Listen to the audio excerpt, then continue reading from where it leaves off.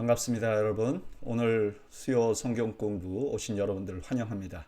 우리 잠시 기도하고 오늘 공부 시작하겠습니다. 하나님 아버지, 오늘 저희가 또 하나님 말씀 앞에 섰습니다. 하나님의 말씀으로 은혜를 나누어 주시옵소서. 예수님의 이름으로 기도하옵나이다. 아멘. 네, 오늘은 예레미야서의 마지막 52장 함께 공부하고요. 시편 105편, 106편 이렇게 함께 공부하도록 하겠습니다. 먼저 예레미야서의 마지막은 예레미야서 52장이죠. 52장으로 예레미야서는 마지막으로 마무리되는데 이제 유다 나라가 어떻게 되는지를 기록해 내고 있습니다. 1절, 시드기야가 왕이 오를 때 나이가 21세라 예루살렘에서 11년 동안 다스리니라. 그의 어머니의 이름은 하무달이라 림나인 예레미야의 딸이더라.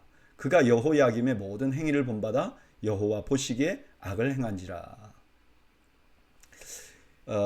시드기야라는 왕은 특이하게요, 요시야 왕의 아들이었어요. 요시야 왕 다음에 여호아하스, 여호아하스 다음에 여호야김, 여호야김 다음에 여호야긴, 그 다음에 시드기야가 나온 거예요. 그러니까 대수로 볼 때는 뭐 손자의 증손자 같지만 실제로는 요시야의 아들이에요. 그런데 그 중에 여호아하스와 여호야긴은 3개월 정도만 왕위에 올라 있었어요. 그러니까 시드기야는 사실은 위에 선대라고 하면 요시야 왕, 그 다음에 여호야김, 요 두 사람이 시드기야의 선대라고 볼 수 있죠. 그래서 아마 이 시드기야는 자기 아버지인 요시야를 따르든지 아니면 자기 형님인 여호야김을 따르든지 그런 선택이 있었을 것 같아요. 근데 그는 여호야김 형님의 그 길을 따르게 된 거죠. 그래서 악을 행한 거죠. 3절, 여호와께서 예루살렘과 유다에게 진노하심이 그들을 자기 앞에서 쫓아내기시기까지 이르렀더라. 시드기야가 바벨론 왕을 배반한지라. 시드기야 제9년 열째 달 열째 날에 바벨론 왕 느부갓네살이 그의 모든 군대를 거느리고 예루살렘을 치러 올라와서 그 성에 대하여 진을 치고 주위에 토성을 쌓음에 그 성이 시드기야 왕 제11년까지 포위되었더라. 이제 악한 일을 행한 결과 바벨론이 예언대로 쳐들어온 거죠. 6절, 그해 넷째 달 9일에 성중에 기근이 심하여 그 땅 백성의 양식이 떨어졌더라. 그 성벽이 파괴되매 모든 군사가 밤중에 그 성에서 나가 두 성벽 사이 왕의 동산 견문길로 도망하여 갈대아인들이 그 성읍을 에워쌌으므로 그들이 아라바 길로 가더니 갈대아 군대가 그 왕을 뒤쫓아가서 여리고 평지에서 시드기야를 따라잡음에 왕의 모든 군대가 그를 떠나 흩어진지라. 엎친 데 덮쳤다고 기근까지 오게 됩니다. 그리고 바벨론 군대의 공격이 맹렬했어요. 그래서 성벽이 파괴돼 버렸습니다. 그러니까 왕이 이제 도망을 간 거죠. 도망을 갔는데 결국 잡혀갔다는 거예요. 9절, 그들이 왕을 사로잡아 그를 하맛 땅 리블라에 있는 바벨론 왕에게로 끌고 가매 그가 시드기야를 신문하니라. 바벨론 왕이 시드기야의 아들들을 그의 눈앞에서 죽이고 또 리블라에서 유다의 모든 고관을 죽이며 시드기야의 두 눈을 빼고 놋 사슬로 그를 결박하여 바벨론 왕이 그를 바벨론으로 끌고 와서 그가 죽는 날까지 옥에 가두었더라. 하나님 말씀하신 대로 그대로 이루어졌죠. 시드기야는 불순종한 대가를 받게 된 것입니다. 오늘 본문은요, 유다의 마지막 왕이 어떻게 비참한 최후를 맞이하는가를 보여줍니다. 시드기야가 이렇게 비참한 최후를 맞게 된 원인이 뭐죠? 오늘 성경에서는 여호야김을 따랐기 때문이라고 말합니다. 아까도 말씀드렸지만 이 시드기야에게는 선택의 기회가 있었어요. 자기 아버지인 요시야의 길을 따를 것인가. 요시야는요, 굉장히 뛰어난 왕이었습니다. 하나님 앞에도 올바로 섰을 뿐만 아니라 국가를 많이 회복시켰던 왕이었어요. 그리고 이 여호야김은 그 요시야 왕의 셋째 아들이었어요. 당연히 아버지 길을 따를 수 있었죠. 또 하나의 선택은 여호야김, 자기 형님, 자기는 셋째 아들이고 둘째 아들인 형님의 길을 따르는 거예요. 근데 시드기야는요, 형님의 뒤를 따릅니다. 왜 그랬을까?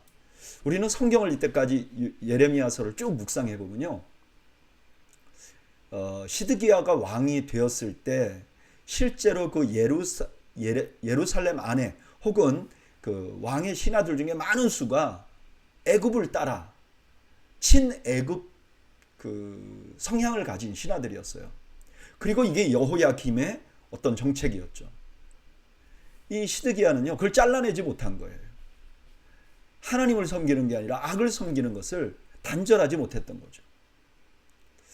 저는 이 그 시드기야 왕의 최후를 보면서 악에 대해서 단호한 것이 얼마나 중요한지를 다시 한번 생각해 봅니다. 저는 이게 수요 성경 공부하면서 여러 번 제가 강조를 드렸지만, 우리 그리스도인들은 사랑을 기본적인 덕목으로 갖고 살아가잖아요. 그런데 이 사랑을 실천하면 안 되는 대상이 있어요. 그게 뭐냐? 악이에요. 악. 나를 악으로 끌고 간다든가 내가 죄를 저지르게 할 때는 사랑이 아니라 단호함을 가지고 잘라내야 하는 거죠. 때로는 악이 나를 유혹할 때 아니요 라고 말할 수 있어야죠. 저는 오늘 수요 성경 공부 오신 여러분들이 악에 대해서 단호할 수 있는 여러분들이 되시기를 축복합니다. 계속해서 유다의 최후를 설명해 나가죠. 12절. 바벨론의 느부갓네살 왕의 19째 해 5째 달 10째 날에 바벨론의 어전사령관 느부사라단이 예루살렘에 이르러 여호와의 성전과 왕궁을 불사르고 예루살렘의 모든 집과 고관들의 집을 불살랐으며, 이제 어떻게 침공해서 그들이 어떻게 파괴했는지를 좀 소상히 설명을 합니다. 14절. 사령관을 따르는 갈대아 사람의 모든 군대가 예루살렘 사면 성벽을 헐었더라. 사령관 느부사라단이 백성 중 가난한 자와 성중에 남아있는 백성과 바벨론 왕에게 항복한 자와 무리에 남은 자를 사로잡아 갔고, 가난한 백성은 남겨두어 포도원을 관리하는 자와 농부가 되게 하였더라. 성벽을 무너뜨렸고 백성을 잡아갔어요. 17절. 갈대아 사람은 또 여호와의 성전의 두 녹기둥과 받침들과 성전의 여호와의 성전의 놋대야를 깨뜨려 그 놋을 바벨론으로 가져갔고, 가마들과 부삽들과 부집개들과 주발들과 숟가락들과 섬길 때 쓰는 모든 놋그릇을 다 가져갔고, 사령관은 잔들과 화로들과 주발들과 솥들과 촛대들과 숟가락들과 바리들 곧 금으로 만든 물건에 금은으로 만든 물건에 은을 가져갔더라. 솔로몬 왕이 여호와의 성전을 위하여 만든 두 기둥과 한 바다와 그 받침 아래에 있는 12솥 곧 이 모든 기구의 논 무게는 헤아릴 수 없었더라. 그 기둥은 한 기둥의 높이가 18규빗이요 그 둘레는 12규빗이며 그 속이 비었고 그 두께는 4손가락 두께이며, 기둥 위에 논머리가 있어 그 높이가 5규빗이요 머리 사면으로 돌아가며 꾸민 망사와 석류가 다 노시며, 또 다른 기둥에도 이런 모든 것이 겉과 석류가 있었더라. 그 사면에 있는 석류는 96개요 그 기둥에 둘린 그물 위에 있는 석류는 도합이 100개이었더라. 지금 이제 예루살렘이 파괴되는 장면을 보여주는데요, 특별히 아주 길게 기록하고 있는 게 성전의 물건을 가져가는 거예요. 선을 넘는 거죠. 지금 하나님 두려운 줄 모르는 행동을 하는 거죠. 뭔가 두려운 일이 일어날 것 같은 그런 느낌을 주잖아요. 24절. 사령관이 대제사장 스라야와 부제사장 스바냐와 성전 문지기 3사람을 사로잡고 또 성 안의 사람을 사로잡았으니 곧 군사를 거느린 지휘관 1사람과 또 성중에서 만난 왕의 내시 7명과 군인을 감독하는 군 지휘관의 서기관 하나와 성 안에서 만난 평민 60명이라. 사령관 느부사라단이 그들을 사로잡아 림나에 있는 바벨론의 왕에게 나아가매 바벨론의 왕이 하맛 땅 림나에서 다 쳐 죽였더라. 이와 같이 유다가 사로잡혀 본국에서 떠났더라. 제사장과 성 안에 있는 사람들 다 죽입니다. 살아남지 못하는 거죠. 뭔가 도를 지나치다 그런 느낌이 들죠. 28절 느부갓네살이 사로잡아 간 백성은 이러하니라. 제7년의 유다인 3023명이요 느부갓네살이 18째 해에 예루살렘에서 사로잡아 간 자가 832명이요 느부갓네살이 제23년에 사령관 느부사라단이 사로잡아간 유다 사람은 745명이니 그 총수가 4600명이었더라. 죽인 사람도 많고 또 사로잡아간 사람도 상당히 많죠. 31절 유다왕 여호야긴이 사로잡혀 간지 37년 곧 바벨론의 에월브로닥 왕이 즉위 원년 12째 달 25째 날 그가 유다의 여호야긴 왕의 머리를 들어 주었고 감옥에서 풀어 주었더라. 그에게 친절하게 말하고 그의 자리를 그와 함께 바벨론에 있는 왕들의 자리보다 높이고 그 죄수의 의복을 갈아입혔고 그의 평생 동안 항상 왕의 앞에서 먹게 하였으며 그가 날마다 쓸 것을 바벨론의 왕에게서 받은 정량이 있었고 죽는 날까지 곧 종신토록 받았더라. 지금 여호야긴이 시드기야의 바로 직전 왕이잖아요. 근데 이 사람이 지금 포로로 끌려갔는데 이제 감옥에서 풀려났다는 거예요. 어떻게 보면 조금 희망을 주고 예레미야서는 마치게 됩니다. 예레미야서 전체는요 하나님의 징계가 어떻게 실제적으로 이루어졌는지를 아주 생생하게 기록합니다.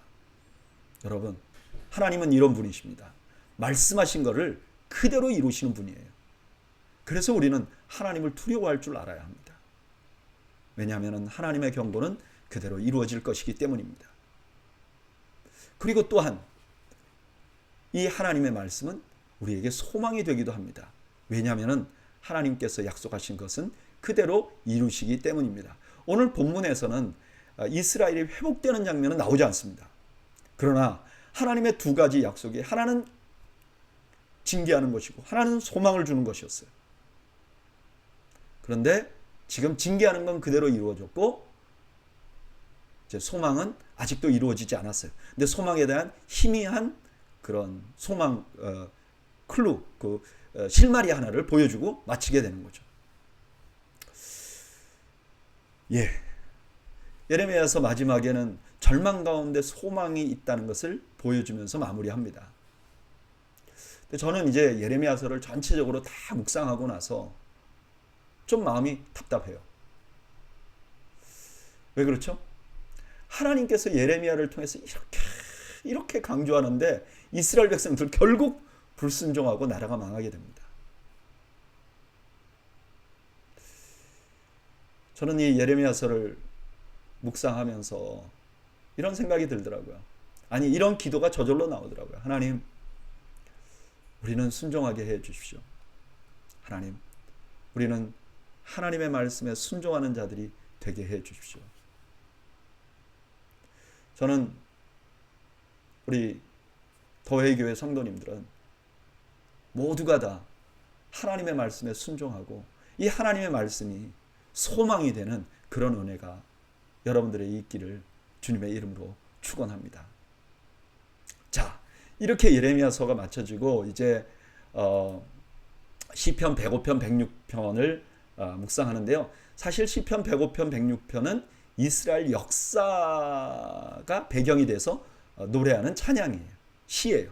그래서 어떻게 보면 이 예레미야서와 역사적으로 조금 연관되는 부분이 있어요. 자, 그런 마음을 가지고 105편 말씀을 묵상을 해보겠습니다. 1절 여호와께 감사하고 그의 이름을 불러 아뢰며 그가 하는 일을 만민 중에 알게 할지어다. 시편 105편은 하나님께서 그 언약을 어떻게 지키셨는지를 찬양하는 시예요. 그래서 그걸 보여주기 위해서 이스라엘 역사를요 언약이라는 관점에서 아주 구체적으로 기술하고 있습니다. 이걸 기술하기 전에 먼저 선언한 게 뭐냐? 감사하라. 여호와께 감사하라. 여기 감사는 그냥 감사가 아니라 감사의 찬양을 말하는 거예요. 하나님 앞에 감사의 찬양을 드려라. 왜냐? 그분의 이름과 그분이 하신 일이 너무 좋은 일이기 때문에 우리가 찬양을 드릴 수밖에 없다라고 선언을 하는 거죠. 2절. 그에게 노래하며 그를 찬양하며 그의 모든 기이한 일들을 말할지어다. 그의 거룩한 이름을 자랑하라. 여호와를 구하는 자들은 마음이 즐거울지로다. 여호와와 그의 능력을 구할지어다. 그의 얼굴을 항상 구할지어다. 하나님의 일과 하나님의 이름을 찬양하라고 계속 반복적으로 말합니다. 이렇게 찬양하는 자들은 어떻게 되느냐? 마음이 즐거워진다는 거예요. 그리고 이렇게 마음이 즐거워진 자들은 어떻게 하냐? 4절에 하나님의 능력을 구하라. 하나님께 간구하라. 이렇게 촉구합니다. 이거는 기도를 의미합니다. 근데 기도라는 건 어떤 거죠? 하나님을 의지하는 거죠. 그러니까 하나님을 알고 하나님을 찬양하는 사람들은 하나님을 의지할 수밖에 없다 하는 말씀을 하고 있는 거죠. 5절 6절. 그의 종 아브라함의 후손 곧 택하신 야곱의 자손 너희는 그가 행하신 기적과 그의 이적과 그의 입의 판단을 기억할지어다. 특별히 이렇게 찬양해야 될 사람, 특별히 이렇게 찬양해야 될 의무가 있는 사람은 누구냐? 바로 하나님이 택한 백성이라는 거예요. 왜요? 이 사람들은 하나님의 이적, 하나님이 그동안 그들에게 행한 이적도 다 알고 있고, 또 하나님의 판단, 이거 심판이죠. 하나님이 도우시는 것과 하나님이 심판하는 것을 다 기억하고 있지 않느냐. 그러니까 너희야말로 진짜 찬양해야 될 존재들이다. 이렇게 말하는 거죠. 7절. 그는 여호와 우리 하나님이시라. 그의 판단이 온 땅에 있도다. 그는 그의 언약 곧 천대에 걸쳐 명령하신 말씀을 영원히 기억하셨으니. 이제 그 찬양의 대상이 되신 분, 그분 누구냐? 우리 하나님이라는 거예요. 우리, 다른 사람의 하나님이 아니라 우리의 하나님이라는 거예요. 그 하나님은 어떤 분이시냐? 온 세상을 평가하시고 중요한 거, 한 번 하신 말씀은 영원히 기억하는 분이다. 한 번 하신 약속은 영원히 깨지 않는 분이다. 영원히 기억하시는 분이다. 9절. 이것은 아브라함과 맺은 언약이요 이삭에게 하신 맹세이며 야곱에게 세우신 율례 곧 이스라엘에게 하신 영원한 언약이라. 이르시기를 내가 가나안 땅을 내게 주어 너희에게 할당된 소유가 되게 하리라 하셨도다. 그 1000년 동안 변치 않는 언약의 증거 중에 하나가 뭐냐면 아브라함과 맺은 언약이라는 거예요. 하나님이 아브라함에게 한번 약속하셨잖아요. 그 약속의 핵심이 뭐냐? 이 가나안 땅을 너희들에게 주겠다고 하신 거잖아요. 그거를 하나님이 지키셨다는 거죠.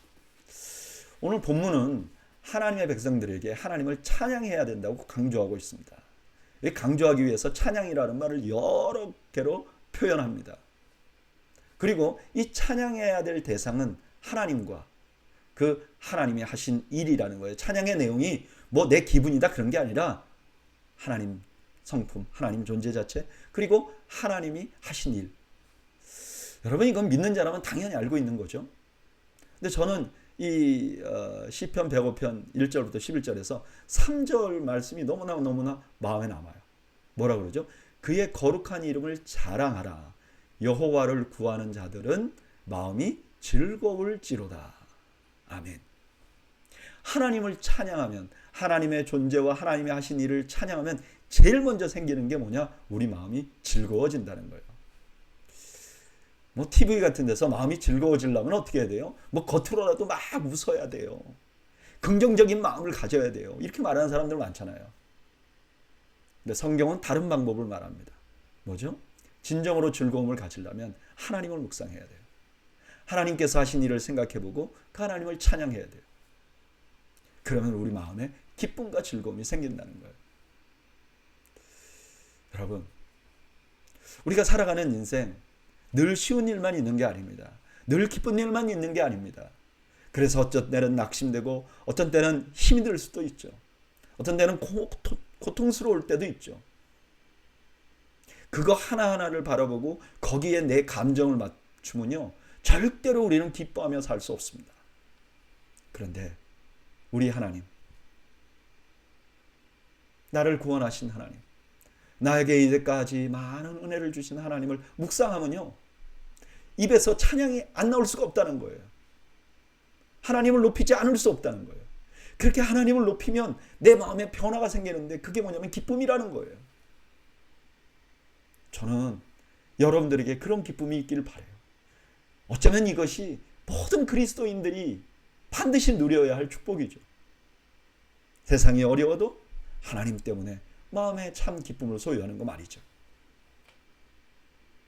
그래서 뭐라 그랬죠? 항상 기뻐하라.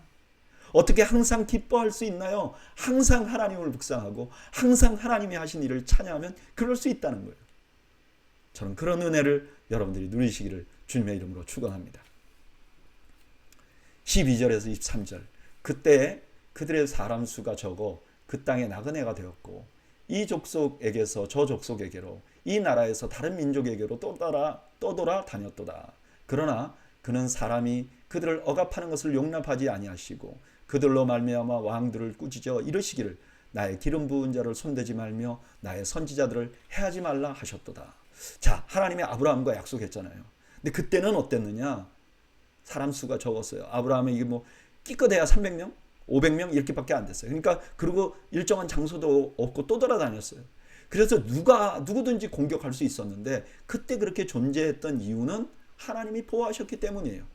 그 대표적인 것이 아비멜렉에게서 아브라함을 보호하신 거죠. 하나님께서 아비멜렉에게 이렇게 말씀하셨어요. 이제 그 사람의 아내를 돌려보내라. 그는 선지자라. 그가 너를 위하여 기도하리니 내가 살려니와 내가 돌려보내지 아니하면 너와 내게 속한 자가 다 반드시 죽을 줄을 알지니라. 하나님이 그를 협박하신 거죠. 그래서 아브라함이 보호가 된 거죠. 16절, 그가 또 그 땅에 기근이 들게 하사 그들이 의지하고 있는 양식을 다 끊으셨도다.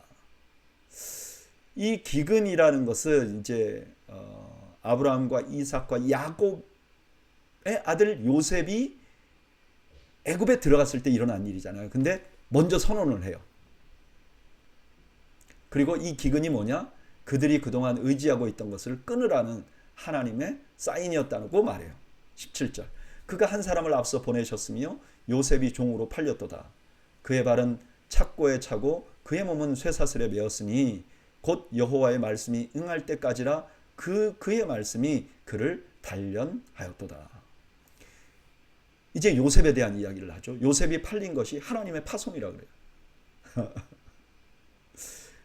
요셉이 고난당했잖아요. 팔려갔잖아요. 이게 하나님 말씀 무너진 게 아니라 그것조차도 하나님의 큰 뜻 안에서 하나님이 아브라함에게 준 약속을 지켜나가기 위한 하나의 길이었다는 거예요. 그리고 19절에 말씀이 응할 때까지라는 말이 나옵니다. 이거는 하나님의 말씀이 이루어지는데 시간이 필요하다는 걸 알려주는 거죠. 여러분, 하나님의 말씀이 내 시간표에 따라서 이루어지지 않습니다. 하나님의 시간표에 따라서 이루어져요. 그리고 그 말씀이 단련했다. 여기 단련했다는 것은 연단했다 그런 의미도 있지만 이게 이분이 올바른 사람이라는 걸 밝혀줬다 이런 의미도 있어요. 그러니까 말씀대로 다 밝혀지니까 요셉이 무슨 잘못을 한 게 아니에요. 그걸 나중에 밝히게 되었다는 거죠. 20절, 왕이 사람을 보내어 그를 석방하며 뭇 백성의 통치자가 그를 자유롭게 하였도다.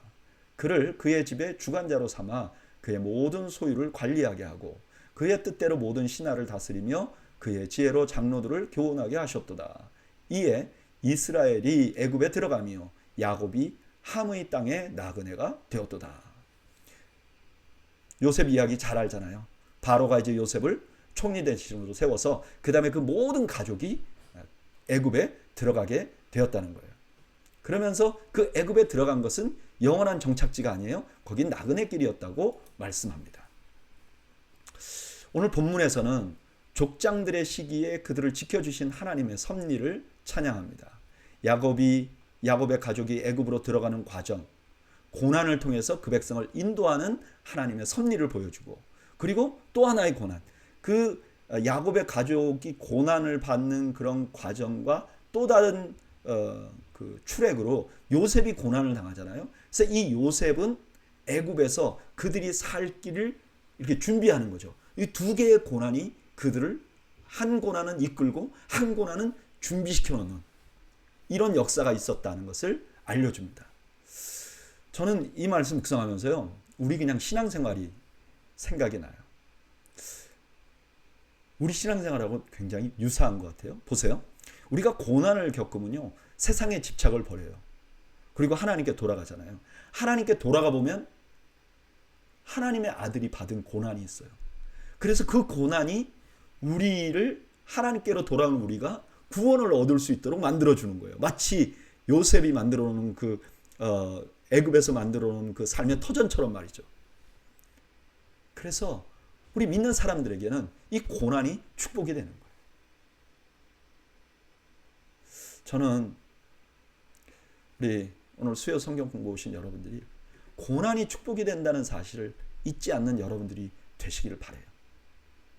우리 하나님은 고난으로 우리를 인도하시고 고난으로 우리를 복된 우리에게 구원을 선물하신 하나님이세요. 그래서 고난이 왔을 때 낙심하지 아니하고 끝까지 하나님을 신뢰하는 여러분들이 되시기를 주님의 이름으로 축원합니다.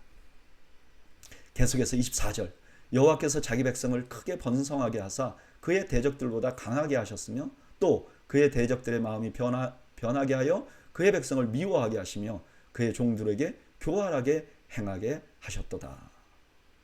이스라엘이 번성한 것도, 바로가 이스라엘을 압제한 것도 하나님의 큰 섭리 안에 있었다는 거예요. 그래서 이제 출애굽하도록, 그러니까 번영도 압제도 모두 하나님의 도구였던 거죠. 그런데 그 바로가 이스라엘을 압제한 거 있잖아요. 이거는 이스라엘 백성들을 애굽에서 나가게 하는 도구였지만, 그러나 그 일이 그냥 네가 그 백성을 구원했으니까, 네가 그 백성을 나가게 하는 동기가 됐으니까 너 그 백성을 압제한 것은 괜찮아, 이렇게 하는 게 아니라 그 백성을 압제한 것은 하나님의 평가를 받는 거예요. 뭐라고요? 교활하다고, 악하다고 평가를 하는 거죠. 여러분, 하나님의 도구로 사용됐다고 해서 그가 악하지 않는 게 아니라는 거예요. 그 우리 예레미야서 배우면서 계속 반복했던 거잖아요. 바벨론이 하나님의 도구로 사용됐지만 결국 그 바벨론도 하나님 앞에 악을 행한 것에 대한 대가를 받게 될 것이라는 거예요. 26절, 그리하여 그는 그의 종 모세와 그의 택하신 아론을 보내시니 그들이 백성 중에서 여호와의 표적을 보이고 함의 땅에서 징조들을 행하였도다. 이제 출애굽하기 위해서 10가지 징조를 보여줬잖아요. 28절, 여호와께서 흑암을 보내사 그곳을 어둡게 하셨으나 그들은 그의 말씀을 지키지 아니하였도다. 첫 번째 흑암을 말해요. 근데 맨 처음에는 뭐죠? 온역이잖아요. 그런데 흑암을 말해요. 이 출애굽기에서 그 이스라엘 백성들이 애굽을 나올 때 하나님께서 10가지 재앙을 말했는데 오늘 이 시편에서는 그중에 7개만 선택해요. 그리고 순서도 바꿔요. 왜 이렇게 순서를 바꿨는가? 뭐 여러 사람들이 뭐 이런저런 의견을 내놓는데 어떤 신학자는 이렇게 말하더라고요. 이 순서가 마치 창세기에서 그 하나님이 창조하시는 그 순서와 비슷하게 만든 거 아닌가. 그래서 맨 처음에 어둠을 말한 거 아닌가? 처음에 빛이 있었잖아요. 어둠 속에서. 그래서 아마 어둠을 먼저 말한 거 아닌가? 그렇게 생각하는 분들도 있어요. 그래서 출애굽이 마치 새로운 창조와 같은 일이라고 느끼도록 했다는 거예요. 어쨌든 지금 시편의 시인은요, 출애굽할 때 하나님께서 어떤 일을 하셨는지를 생생하게 말씀하는 거죠. 29절, 그들의 물도 변하여 피가 되게 하사 그들의 물고기를 죽이셨도다. 그 땅에 개구리가 많아져서 왕의 궁실에도 있었도다. 여호와께서 말씀하신즉 파리 때가 오며 그들의 온 영토에 이가 생겼도다. 나일강이 피로 바뀐 것은, 이게 나일강이 애굽에선 신이었고요. 개구리는 헥트라는 개구리 모양의 신이었어요. 이게 다산의 상징이었어요. 물가에서 개굴개굴 하니까 사람들이 저 숫자가 많으니까 저게 개구리가 다산하는 신인가 보다, 이렇게 생각했던 거죠. 또 파리는 세브라는 신이 있었어요. 32절, 비 대신 우박을 내리시며 그들의 땅에 화염을 내리셨도다. 그들의 포도나무와 무화과나무를 치시며 그들의 지경에 있는 나무를 찍으셨도다. 여호와께서 말씀하신즉 황충과 수많은 메뚜기가 몰려와 그들의 땅에 있는 모든 채소를 먹으며 그들의 밭에 있는 열매를 먹었도다. 다른 건 다 출애굽기하고 똑같은데 여기 그들의 땅에 화염을 내렸다 하는, 우박은 나와 있는데 화염이라는 말 나오지 않거든요. 근데 아마도 이 화염은 번개 같은 거를 의미하는 것 같아요. 그러니까 이제 우박이 내릴 때 번개도 함께 친 거죠. 26절, 또 여호와께서 그들의 기력의 시작인 그 땅의 모든 장자를 치셨도다. 마침내 그들을 인도하여 은금을 가지고 나오게 하시니 그의 지파 중에 비틀거리는 자가 하나도 없었도다. 그들이 떠날 때 애굽이 기뻐하였으니 그들이 그들을 두려워함이로다. 마지막 재앙이 뭐였죠? 장자를 친 건데, 장자는 기력의 시작이잖아요. 그런데 그 여러 장자 중에 바로의 아들도 죽었어요. 바로는 누구죠? 태양신의 아들이잖아요. 근데 그 아들이 죽은 거예요. 그러니까 애굽 사람들이 그렇게 섬기던 태양신을 하나님이 제압해 버렸다는 걸 보여주는 거죠. 그리고 은금을 가지고 나오는 건 전쟁에서 승리해 가지고 전리품을 가지고 나오는 모습을 보여주는 거예요. 여기 비틀거린다는 건 나약해진 것을 의미하죠. 그러니까 아주 당당하게 전리품을 가지고 나왔다, 이렇게 보여주는 거죠. 39절, 여호와께서 낮에는 구름을 펴사 덮개를 삼으시고 밤에는 불로 밝히셨으며 그들이 구한 중 메추라기를 가져오시고 또 하늘의 양식으로 그들을 만족하게 하셨도다. 반석을 여신즉 물이 흘러나와 마른 땅에 강같이 흘렀으니 이는 그의 거룩한 말씀과 그의 종 아브라함을 기억하셨음이로다. 이제 광야에서 어떻게 지냈는지를 설명하는데 구름 기둥과 불 기둥으로, 그리고 그들이 원하는 음식과 물을 공급하셨다는 것을 말씀하세요. 그리고 마지막에 뭐라 그러죠? 이렇게 쭉 하신 거는 아브라함과의 약속을 기억했기 때문이다.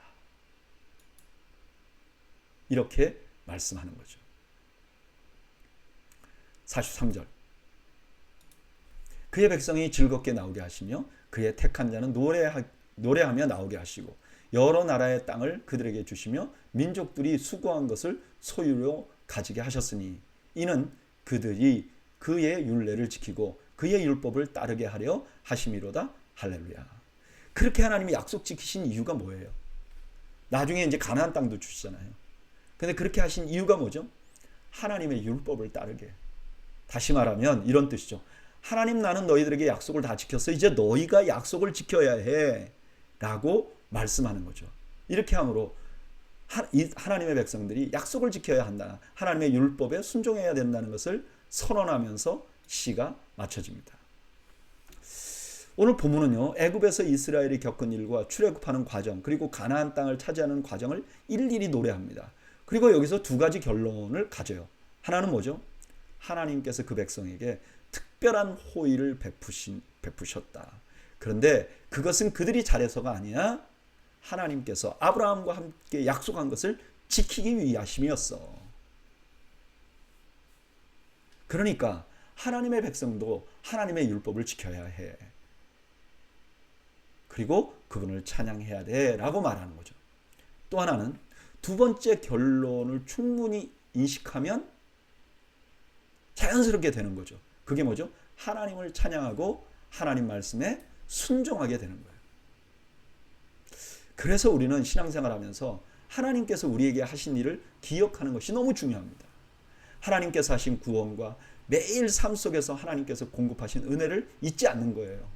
그러면 당연히 순종하게 되어 있다는 거예요. 내가 억지로 순종해야지, 내가 억지로 하나님을 찬양해야지, 그게 아니고 하나님이 주신 은혜를 기억하면 당연히 그렇게 된다는 거예요. 저는 이 말씀을 묵상하면서 저를 한번 돌아봤어요. 언제 내가 정말 기쁜가? 언제 내가 항상 감사한가?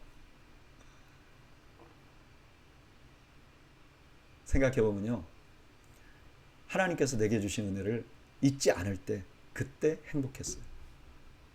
그때 기뻤어요. 그때 나에게 주신 것이 너무너무 가치 있게 보였어요.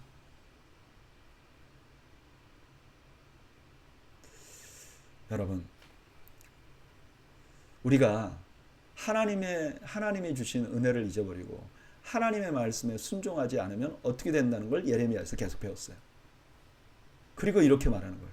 이제는 하나님이 누구신지, 하나님이 우리에게 해주신 은혜를 기억하세요. 그러면 여러분들이 찬양하게 될 것이고 하나님의 율법을 안 지킬 수가 없게 될 것입니다. 저는 우리가 하나님이 주신 은혜를 늘 기억하는 축복이 있기를 바랍니다. 그래서 정말 감사가 넘치고 정말 찬양이 넘치는 인생이 되시기를 주님의 이름으로 축원합니다. 이제 106편입니다. 근데 106편은 105편과 비교가 돼요. 105편은 어땠죠? 하나님이 주신 구원과 은혜를 노래했잖아요. 근데 106편은요. 백성의 반역에 대한 내용을 담고 있어요. 하나님은 이렇게 잘 지켰는데 백성은 그러지 않았다.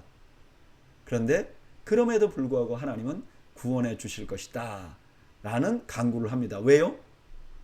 하나님의 언약이 먼저이기 때문에.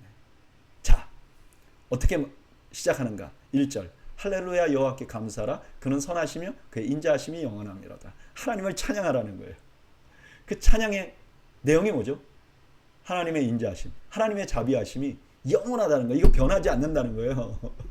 우리가 잘한다고 뭐 잘해주고 잘못하면 휙 변하고 그러지 않는다는 거예요. 왜 이런 말을 했을까요? 이제 불순종한 걸 얘기를 해야 되니까. 2절 누가 능히 여호와의 권능을 다 말하며 주께서 받으실 찬양을 다 선포하랴. 정의를 지키는 자들과 항상 공의를 행하는 자는 복이 있도다. 2절은 질문이죠. 누가 이렇게 찬양할 수 있냐? 공의를 행하는 자. 이거 우리는 공의를 행하는 자가 어떤 자인지 알잖아요. 하나님을 알고 하나님을 찬양하고 하나님의 은혜를 아는 사람들은 하나님께 순종하게 되잖아요. 그러니까 3절에 정의를 지키는 자, 항상 공의를 행하는 자는 바로 하나님의 은혜와 하나님의 해주신 구원을 잊지 않는 사람들이죠. 이런 사람들이 진짜 찬양할 수 있다는 거예요. 당연하죠. 우리가 이미 살펴봤잖아요. 4절 여호와여 주의 백성에게 베푸시는 은혜로 나를 기억하시며 주의 구원으로 나를 돌보사 내가 주의 택하신 자가 형통함을 보고 주의 나라의 기쁨을 나누어 가지게 하사 주의 유산을 자랑하게 하소서. 4절은 은혜와 구원을 강구하는 것을 보면 백성들의 상태가 그렇게 순종만 하고 있지 않다는 것을 이렇게 암시해요. 그러나 하나님의 은혜와 구원이 그 백성에게 임하게 해달라고. 그래서 그것이 자랑이 되게 해달라고, 기쁨이 되게 해달라고. 이제 눈치가 채지는 거죠. 그래요. 하나님 우리는 잘 못해요. 그래도 하나님 그 약속을 영원히 변하지 않는 분 아닙니까? 그러니까 우리를 불쌍히 봐주세요 라고 간구하는 거죠. 자, 여기까지 하나님에 대한 이야기를 하고 6절부터 이제 현실로 돌아오는 거예요. 6절 우리가 우리의 조상들처럼 범죄하여 사악을 행하며 악을 지었나이다. 이제부터 조상들의 죄를 말할 거예요. 근데 이게 조상들의 일이 아니에요. 사실은 자기들의 일이었어요. 지금 자기들이 조상들처럼 그렇게 죄 지었다는 거예요. 그 첫 번째 조상들의 죄가 뭐죠? 출애굽하자마자 하나님께 홍해에서 하나님을 원망했어요. 그랬죠? 구원받고 나서 홍해가 나타나자 하나님께 막 불평을 했잖아요. 8절 그러나 여호와께서는 자기의 이름을 위하여 그들을 구원하셨으니 그의 큰 권능을 만민이 알게 하려 하심이로다. 이에 홍해를 꾸짖으시니 곧 마르니 그들을 인도하여 바다 건너가기를 마치 광야를 지나감 같게 하사 그들을 그 미워하는 자의 손에서 구원하시며 그 원수의 손에서 구원하셨고. 그렇게 원망했는데 하나님이 자기 이름을 위하여서 자신의 명예를 위해서 그 백성들을 구원했다는 거예요. 그 백성들의 상태와 상관없이 구원하셨다는 거예요. 11절 그들의 대적들은 물로 덮으심에 그들 중에서 하나도 살아남지 못하였도다. 이에 그들이 그의 말씀을 믿고 그를 찬양하는 노래를 불렀도다. 찬양해야 될 이유가 또 다른 이유가 있죠.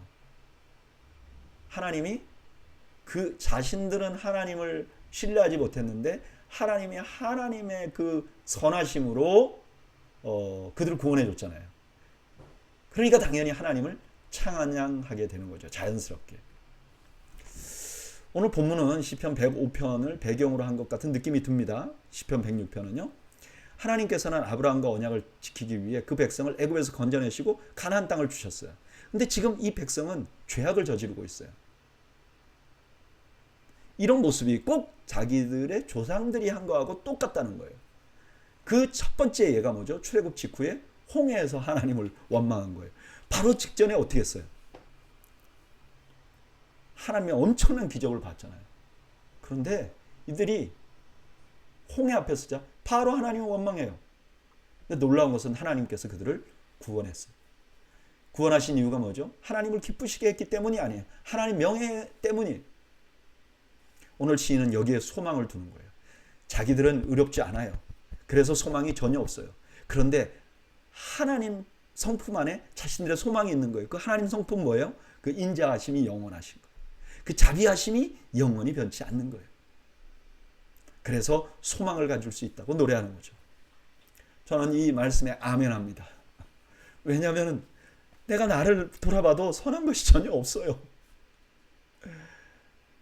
애써서 어느 날 조금 잘 살아봤나 해도 또 돌아보면 후회밖에 남지 않아요. 차라리 지금 계속 사는 것보다 그러지 않는 게 하나님 앞에 가서 더 칭찬받을 수 있다는 생각이 들어요. 그런데 여러분, 그래도 우리가 살면서 하나님께 소망을 갖는 것은 나에게 달려있는 게 아니라는 거예요. 내 삶의 소망이 나에게 달려있는 게 아니라는 거예요. 인자하심이 영원하신 하나님, 변하지 않는 사랑을 가지신 하나님, 그 하나님께 소망이 있다는 거예요. 그래서 저도 소망을 갖습니다. 할렐루야, 아멘. 정말 하나님밖에 없는 거죠. 자, 그 다음에 또 다른 소망을 알려줍니다. 13절. 그러나 그들은 그가 행하신 일을 곧 잊어버리며 그의 가르침을 기다리지 아니하고 광야에서 욕심을 크게 내며 사막에서 하나님을 시험하였도다. 그러므로 여호와께서 그들이 요구한 것을 그들에게 주셨을지라도 그들의 영혼은 쇠약하게 하셨도다. 금방 홍해에서 또 하나님을 찬양하고 그랬던 사람들이 금방 잊어버리고요. 또 하나님 음식 없다고 원망했죠. 하나님께서 그들에게 음식을 공급했어요. 그들이 음식은 얻었지만 하나님과의 관계는 멀어졌어요. 그게 민수기 11장에 나오죠. 16절.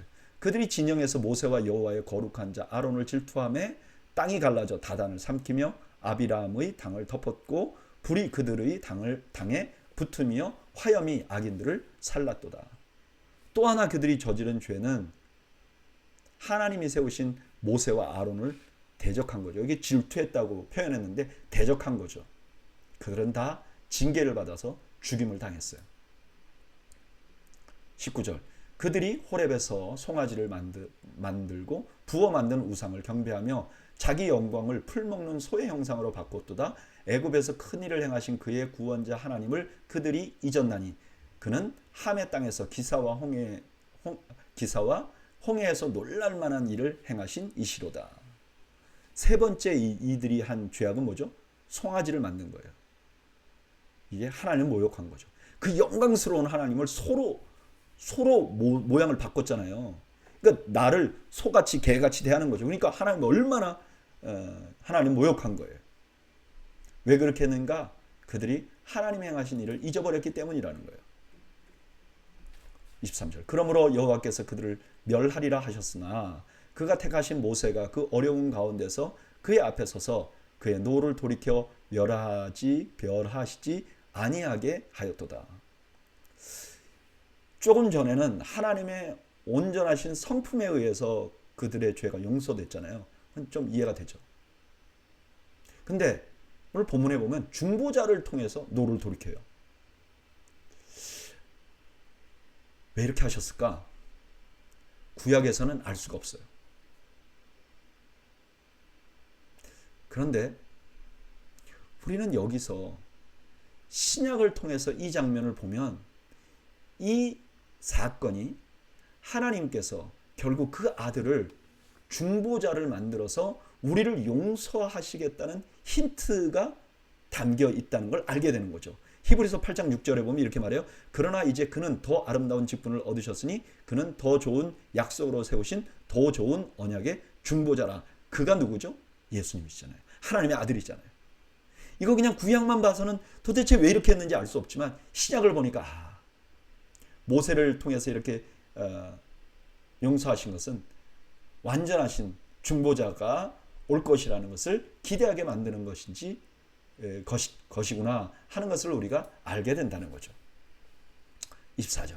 그들이 그 기쁨의 땅을 멸시하며 그 말씀을 믿지 아니하고 그들의 장막에서 원망하며 여호와의 음성을 듣지 아니하였도다.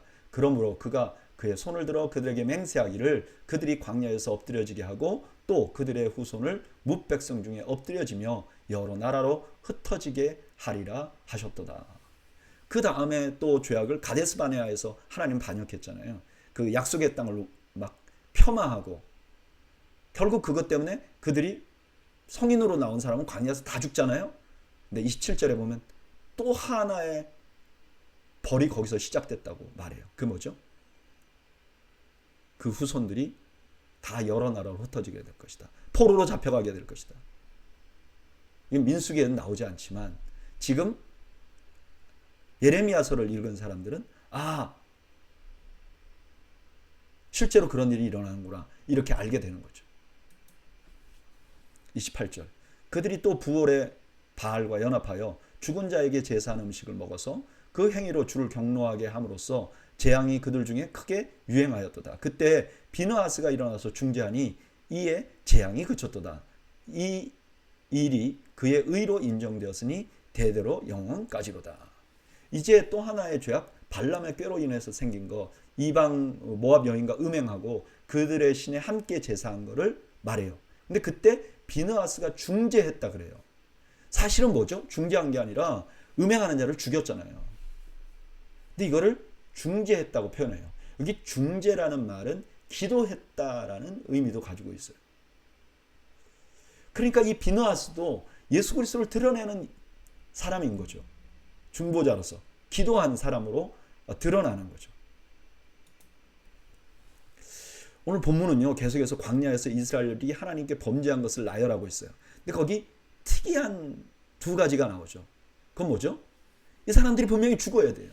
실제로 죽임을 당한 사람들도 있었어요. 근데 살게 된 경우가 있어요. 두 번. 하나는 모세의 헌신과 두 번째는 비느하스의 중재에 의해서 징계에서 자비를 얻었어요. 이것은 이스라엘이 죄를 졌어요. 그런데 그 조상들이 첫 번째는 하나님 자비하심 때문에 또 하나는요 중보자를 통해서 그 죄악으로부터 벗어날 수 있는 그런 길이 열렸다는 것을 말해줘요. 저는 여기서 우리 주님 예수 그리스도의 실체를 봅니다. 예수님은요 하나님의 아들이시잖아요. 하나님의 사랑의 결정체. 아까 그랬죠. 주의 인자하심이 영원하십니다. 그 인자하심이 사랑이잖아요. 그 사랑의 결정체예요.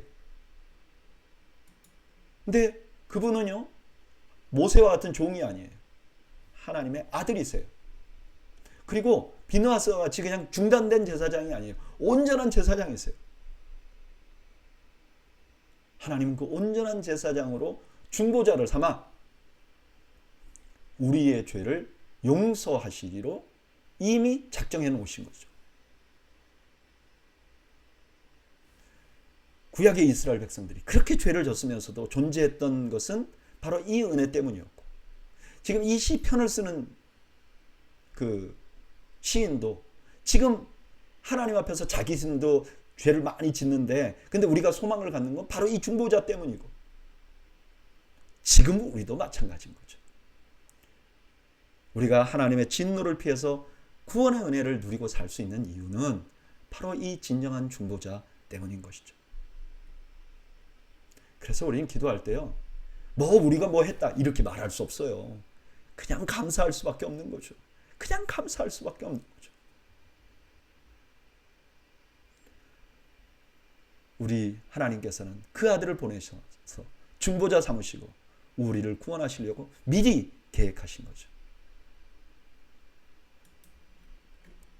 32절 그들이 또 무리바 물에서 여호와를 노하시게 하였으므로 그들 때문에 재난이 모세에게 이르렀나니 이는 그들이 그의 뜻을 거역함으로 말미암아 모세가 그의 입술로 망령되이 말하였음이로다. 지금 이 말 때문에 모세가 하나님 나라에 못 들어가는 거 나오죠. 그러니까 모세는 어떻죠? 진정한 중보자가 아니라는 것을 드러내는 거죠. 34절 그들은 여호와께서 멸하라고 말씀하신 그 이방 민족을 멸하지 아니하고 그 이방 나라들과 섞여서 그들의 행위를 배우며 그들의 우상을 섬김으로 그들이 그들에게 올무가 되었도다. 그들이 그들의 자녀를 악귀에게 희생제물로 바쳤도다. 이제 가나안 땅에 들어가서는 이들이 하나님 멸하시라는 가나안 백성들을 멸하지 않고 그들과 섞여서 그들이 한 대로 했다는 거예요. 그런데 그들이 한 대로 한 것이 정말 악한 일인데 그 대표적인 게 뭐냐? 자식을 희생제물로 드린 거예요. 이게 제일 악한 일이라는 거예요. 38절 무죄한 피 곧 그들의 자녀의 피를 흘려 가나안의 우상들에게 제사함으로 그 땅이 피로 더러워졌도다. 그들은 그들의 행위로 더러워지나니 그들의 행동이 음탕하도다. 하나님이 그 자녀들을 제사하는 그들을 보고 무죄한 피를 흘렸단 말이에요. 그래서 너희들이 더러운 자들이 되었도다. 하나님이 그들의 죄악을 선언한 거죠. 그러면 당연히 죽어야죠. 40절 그러므로 여호와께서 자기 백성에게 맹렬히 노하시며 자기의 유업을 미워하사 그들을 이방 나라의 손에 넘기심에 그들을 미워하는 자들이 그들을 다스렸도다. 그들이 원수들의 압박을 받고 그들의 수하에 복종하게 되었도다. 여호와께서 여러 번 그들을 건지시나 그들은 교묘하게 거역하며 자기의 죄악으로 말미암아 낮아짐을 당하였도다. 하나님이 너무 진노하시니까 이방 나라들을 통해서 이스라엘을 쳤잖아요. 근데 이스라엘은 맞아도 깨닫지 못하는 거예요. 그리고 더 교묘하게 이방신들을 섬겨나가는 거죠. 44절 그러나 여호와께서 그들의 부르짖음을 들으실 때 그들의 고통을 돌보시며 그들을 위하여 그의 언약을 기억하시고 크신 인자하심을 따라 뜻을 돌이키사 그들을 사로잡은 모든 자에게서 긍휼히 여김을 받게 하셨도다. 하나님께서는 그들의 교묘한 자들의 부르짖음을 들으시는 거예요. 그리고 그들의 고통, 그들이 자기들이 죄지어서 받은 고통을 아파하시는 거예요. 돌보시는 거예요. 왜 그렇게 하셨는가? 하나님의 언약 때문에 그렇게 하셨다는 거예요. 47절 여호와 우리 하나님이여 우리를 구원하사 여러 나라로부터 모으시고 우리가 주의 거룩하신 이름을 감사하며 주의 영예를 찬양하게 하소서. 여호와 이스라엘의 하나님을 영원부터 영원까지 찬양할지어다. 모든 백성아 아멘할지어다. 할렐루야. 이제 포로로 잡혀가 있는 이들이 하나님 그전에도 그렇게 우리를 공격하는 자들에게서 그 이쁘지도 않은 자들 늘 죄악 저지르는 자들을 구원하신 하나님 지금 우리나라가 망해서 다 흩어져 있습니다. 우리를 구원해 주십시오 라고 하나님 앞에 기도하고 하나님께서 구해 주실 것을 확신하며 찬양하며 시가 맞춰지는 겁니다. 오늘 본문에는 심지어 모세도 실수하는 장면이 나옵니다. 그리고 그들이 가나안 땅에 들어가서는 과거와 비교가 안 되는 악을 저지르는 것도 보여줍니다. 당연히 그들은 하나님의 진노를 사야 돼요. 그때마다 하나님께서는 이웃 나라들을 통해서 그들을 징계했어요. 근데 그들은 돌아서지 않았어요. 결국 나라가 망하고 포로로 잡혀갔습니다. 이제는 하나님이 완전히 버린 것 같은 상황이에요. 그런데 그런 중에도 하나님의 호의가 보입니다. 그건 뭐냐? 포로로 잡혀가 있는데도 그들이 긍휼히 여김을 받는 거예요. 아, 우리가 완전히 망한 줄 알았는데 그래도 여기서 자비를 경험하는구나. 아까 예레미야서 마지막에 우리 왕이 이제 그동안 감옥에 있다가 회복됐구나. 뭔가 희망이 있나? 시인은 더 이상 머뭇거릴 수 없어요. 그래서 하나님께 부르짖습니다. 하나님의 자비를 구하는 것이죠. 저는 이 말씀 묵상하면서 이 시인과 동일한 마음이 생깁니다. 여러분 우리는 날마다 실패하죠. 하나님의 마음을 늘 아프게 하죠. 그래서 나를 보면 소망이 없어요. 그러나 우리 하나님은 자비하신 분이고 그 자비가 영원한 분이에요. 변하지 않는 분이에요. 그래서 소망을 가지고 오늘도 하나님 앞에 부르짖을 수밖에 없는 거죠. 내가 하나님 앞에 기도하는 것은 내 영적인 내공을 쌓거나 영적인 자산을 축적하는 게 아닙니다. 오직 이 방법밖에 없기에 간절히 매달리는 것입니다. 주여 자비를 베풀어 주시옵소서. 여러분 우리의 실수와 우리의 실패로 우리가 고난을 당해도 우리의 소망은 하나님이십니다.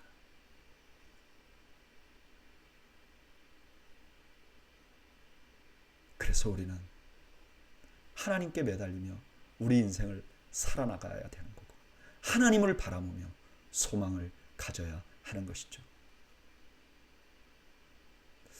저는 우리가 우리에게 희망을 갖지 않기를 바랍니다. 우리에게는 절망하고 하나님께만 소망을 갖는 저희 모두가 되기를 주님의 이름으로 축원합니다. 기도하겠습니다. 하나님 아버지, 말씀 묵상하며 우리 자신을 돌아보면 한없이 부족하고 마치 우리 조상들과 같이 날마다 불평하고 하나님 앞에 죄악을 저지르는 자들임을 고백합니다. 그래서 소망이 없는 것이 당연한데 그 인자하심이 영원하신 하나님을 묵상하면서 우리가 소망을 갖고 그 하나님께 매달리며 우리가 살아가기를 원합니다. 하나님, 우리에게 자비를 베풀어 주시옵소서. 예수님의 이름으로 기도하옵나이다. 아멘. 오늘 저녁에 여러분들 가정에 하나님의 평강이 가득하시기를 주님의 이름으로 축원합니다. 감사합니다.